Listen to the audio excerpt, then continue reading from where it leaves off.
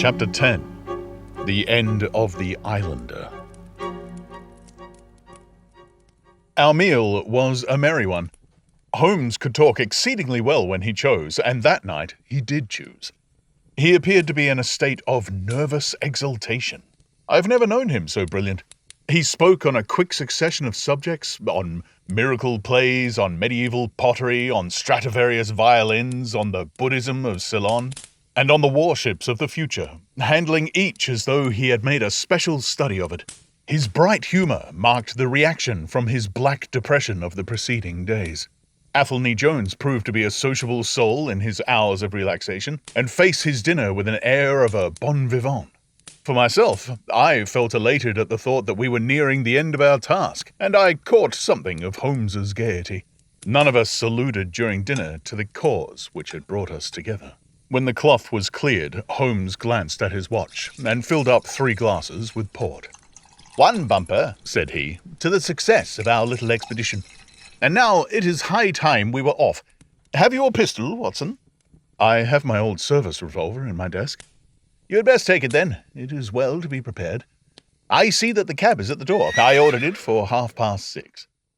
It was a little past 7 before we reached the Westminster Wharf and found our launch awaiting us. Holmes eyed it critically. "Is there anything to mark it as a police boat?" "Yes, that green lamp at the side." "Then take it off." The small change was made, we stepped on board, and the ropes were cast off. Jones, Holmes, and I sat in the stern. There was 1 man at the rudder, 1 to tend the engines, and 2 burly police inspectors forward. "Where to?" asked Jones. "To the tower. Tell them to stop opposite Jacobson's yard." Our craft was evidently a very fast one. We shot past the long line of loaded barges as though they were stationary. Holmes smiled with satisfaction as we overhauled a river steamer and left her behind us. "We ought to be able to catch anything on the river," he said. "Well, hardly that, but there are not many launches to beat us. We shall have to catch the Aurora, and she has a name for being a clipper. I'll tell you how the land lies, Watson. You recollect how annoyed I was at being balked by so small a thing?" "Yes." "Well, I gave my mind a thorough rest by plunging into a chemical analysis. One of our greatest statesmen has said that a change of work is the best rest, and so it is. When I had succeeded in dissolving the hydrocarbon which I was at work at, I came back to our problem of the Sholtos and thought the whole matter out again. My boys had been up the river and down the river without result. The launch was not at any landing stage or wharf, nor had it returned. Yet, it could hardly have been scuttled to hide the traces, though that always remained as a possible hypothesis if all else failed. I knew this man Small had a certain degree of low cunning, but I did not think him capable of anything in the nature of delicate finesse. That is usually a product of higher education. I then reflected that since he had certainly been in London some time, as we had evidence that he maintained a continual watch over Pondicherry Lodge, he could hardly leave at a moment's notice, but would need some time, if it were only a day, to arrange his affairs. That was the balance of probability, at any rate. "It seems to me to be a little weak," said I. "It is more probable that he had arranged his affairs before ever he set out upon his expedition." "No, I hardly think so. The lair of his would be too valuable a retreat in case of need for him to give it up until he was sure that he could do without it. But a second consideration struck me. Jonathan Small must have felt the peculiar appearance of his companion, however much he may have top-coated him, would give rise to gossip, and possibly be associated with this Norwood tragedy. He was quite sharp enough to see that. They had started from their headquarters under cover of darkness, and he would wish to get back before it was broad light. Now it was past 3 o'clock, according to Mrs. Smith, when they got the boat. It would be quite bright, and people would be about in an hour or so. Therefore, I argued, they did not go very far. They paid Smith well to hold his tongue, reserved his launch for the final escape, and hurried to their lodgings with the treasure box.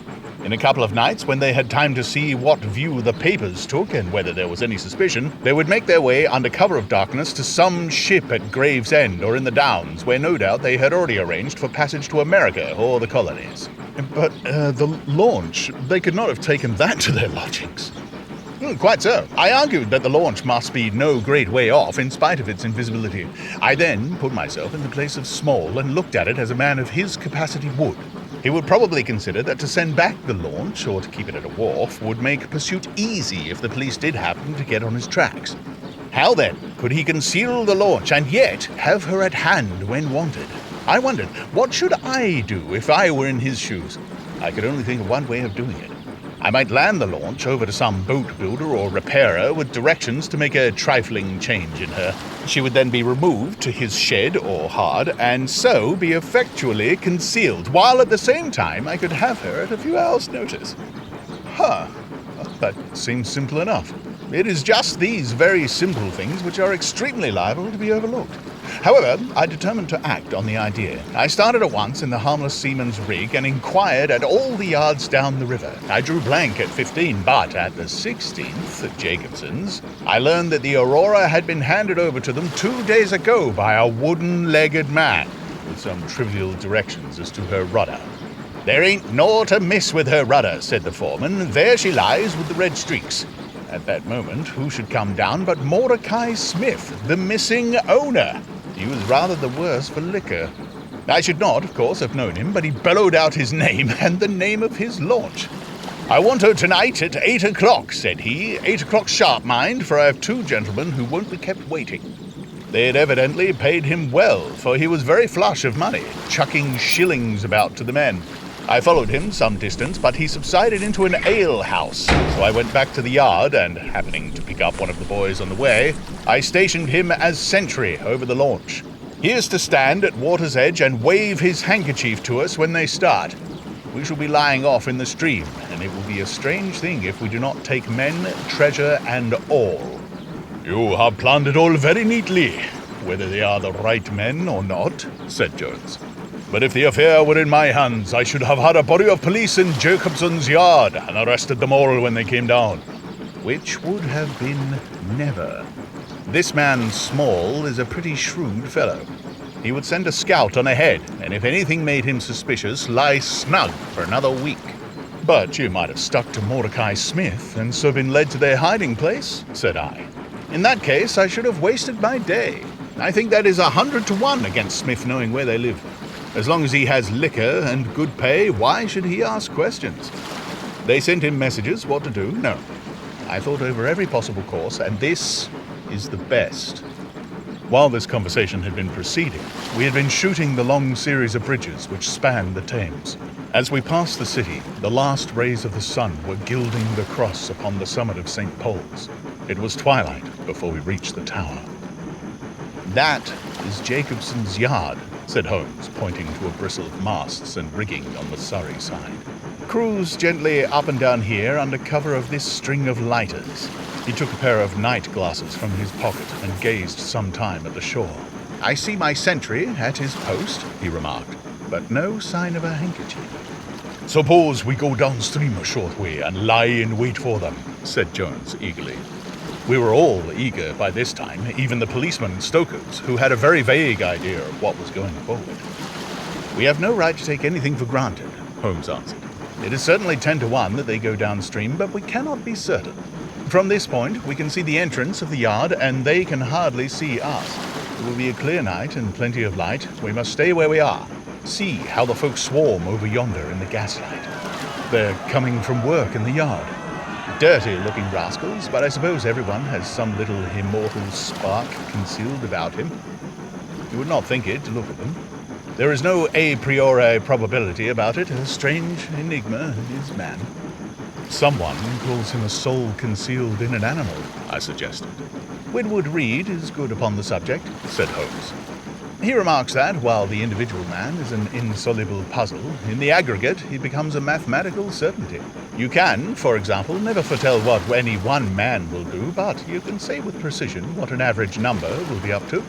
Individuals vary, but percentages remain constant. So says the statistician. But do I see a handkerchief? Surely there is a white flutter over yonder." "Yes, it is your boy," I cried. "I can see him plainly." "And there is the Aurora!" exclaimed Holmes. "And going like the devil. Full speed ahead, engineer. Make after that launch with the yellow light. By heaven, I shall never forgive myself if she proves to have the heels of us."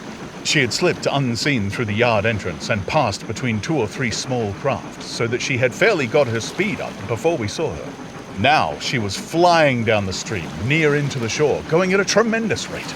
Jones looked gravely at her and shook his head. "She is very fast," he said. "I doubt if we shall catch her." "We must catch her!" cried Holmes between his teeth. "Heap it on, stokers! Make her do all she can! If we burn the boat, we must have them!"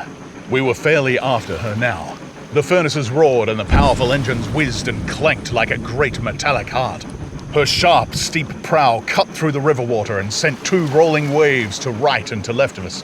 With every throb of the engines, we sprang and quivered like a living thing. One great yellow lantern in our bows threw a long, flickering funnel of light in front of us. Right ahead, a dark blur upon the water showed where the Aurora lay, and the swirl of white foam behind her spoke of the pace at which she was going. We flashed past barges, steamers, merchant vessels, in and out, behind this one and round the other. Voices hailed us out of the darkness, but still the Aurora thundered on, and still we followed close upon her track.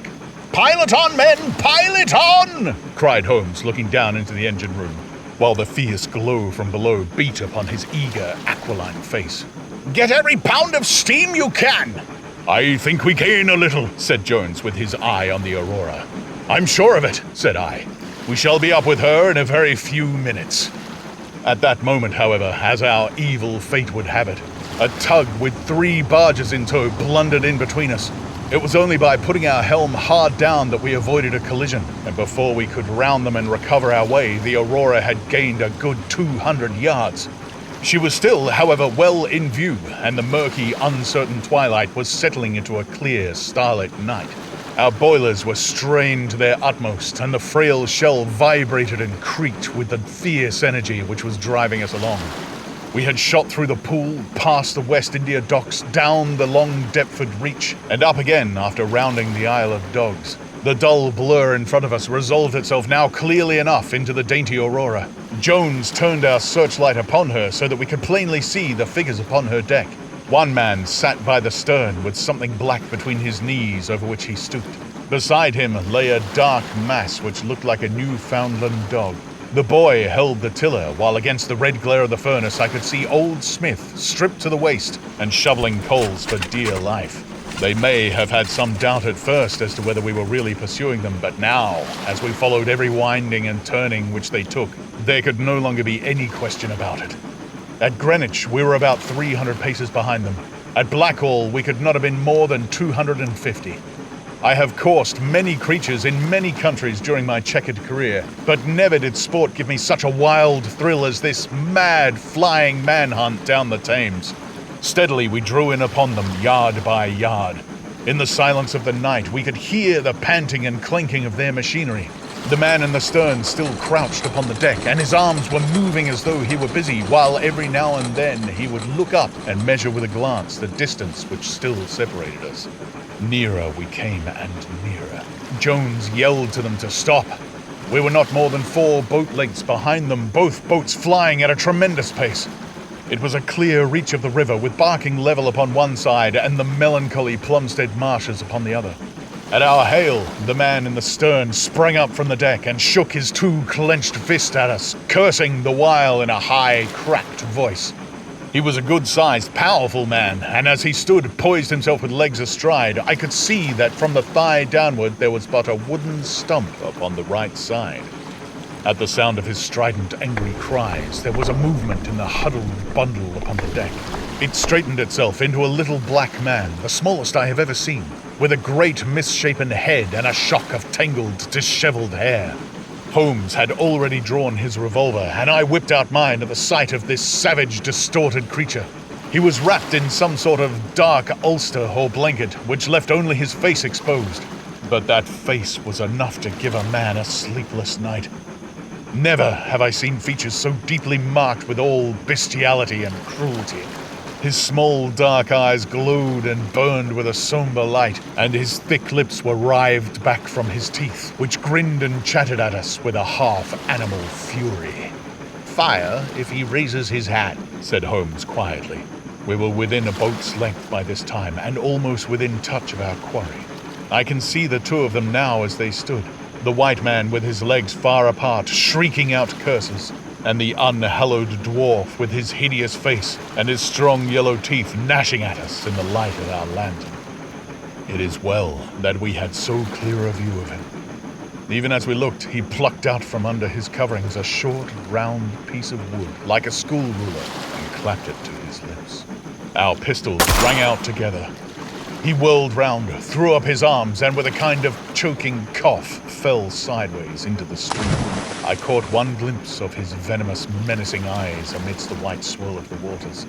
At the same moment, the wooden-legged man threw himself upon the rudder and pulled it hard down, so that his boat made straight in for the southern bank, while we shot past her stern, only clearing her by a few feet. We were round after her in an instant, but she was already nearly at the bank. It was a wild and desolate place, where the moon glimmered upon a wide expanse of marshland, with pools of stagnant water and beds of decaying vegetation. The launch, with a dull thud, ran upon the mudbank, with her bow in the air and her stern flush with the water. The fugitive sprang out, but his stump instantly sank its whole length into the sodden soil. In vain he struggled and writhed. Not one step could he possibly take either forwards or backwards. He yelled in impotent rage and kicked frantically into the mud with his other foot, but his struggles only bored his wooden pin the deeper into the sticky bank. When we brought our launch alongside, he was so firmly anchored that it was only by throwing the end of a rope over his shoulders that we were able to haul him out and drag him like some evil fish over our side. The two Smiths, father and son, sat sullenly in their launch, but came aboard meekly enough when commanded. The Aurora herself we hauled off and made fast to our stern. A solid iron chest of Indian workmanship stood upon the deck. This, there could be no question, was the same that had contained the ill-omened treasure of the Sholtos. There was no key, but it was of considerable weight, so we transferred it carefully to our own little cabin. As we steamed slowly upstream again, we flashed our searchlight in every direction, but there was no sign of the islander. Somewhere in the dark ooze at the bottom of the Thames lie the bones of that strange visitor to our shores. "See here," said Holmes, pointing to the wooden hatchway. "We were hardly quick enough with our pistols." There, sure enough, just behind where we had been standing, stuck one of those murderous darts which we knew so well. It must have whizzed between us at the instant that we fired. Holmes smiled at it and shrugged his shoulders in his easy fashion. But I confess that it turned me sick to think of the horrible death which had passed so close to us that night.